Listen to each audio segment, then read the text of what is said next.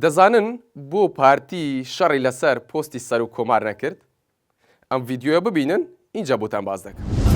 هێزی ئێمە لێرەیە، سەنگی پارتیش لێرەیە، نەک لەوەیە احتیفال بکەین بەوەی وەڵڵا کێ لەوێ دەبێتە ڕئیس جمهوری پێناوی، وەڵڵاهی بەنسبەت ئێمەوە ئەوەندەش ئەگەر ئێمە داوای پۆستمان بکردبووە هەرچی لایەنی سیاسیە لە عێراق بە وڵاتانیشەوە داوایان دەکرد من خۆم تەرشیح کەم و هیچ منافسەش نەدەبوو دەریش دەچوون بەبێ مشکیلە، هیچ هەمووشیان داوایان کردووە کە من خۆم کاندید بکەم بۆ ئەوەی بۆ ئەو پۆستە نەمان کردووە، چونکە مەوزوعەکە شەخسی نییە، مەسەلە من نیم، ئێمە ئەسلی مەسەلەکەمان پێ دروست نییە، ئەسلی شێوەی هەڵبژاردننی سەر و کۆمارمان پێغەڵەتە.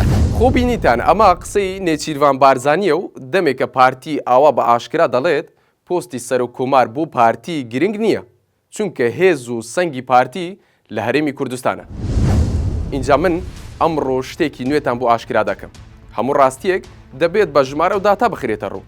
من ئەمڕۆ بۆتان ڕۆن دەکەمەوە کە ئەم سەر و کۆمارەی ئێستا نوێنەرایەتی تەواوی کورد ناکات. چۆن من پێتان دەڵێن هەرێمی کوردستان لە پەرلەمانی عێراق 63 پەرلەمانتاری هەیە، لەم 63 ئەندامە تەنها 18 پەرلەمانتاری یەکێتی و 3 پەرلەمانتاری نەوەی نوێ دەنگە بە نزار ئامێدی داوە، واتە نە پارتی، نە هەلوێست، نە یەکگرتوو، نە کۆمەڵ و هیچ ئەندام پەرلەمانێکی دیکەی کورد دەنگی بەم سەر و کۆمارە ئێستا نەداوە.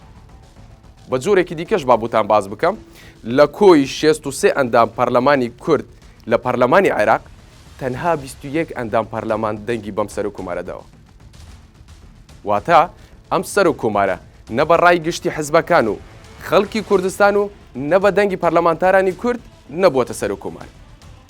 ئێوەش باش دەزانن اینجا کێ بوو کە دەنگی پێداوە. زیاتر ناڵێم چونکە بابەتی سەر و کۆمار ئەوەندە گرنگ نییە تا زۆر گرنگی پێ بدەی و سەری ئێوەش پێ بێشێنی.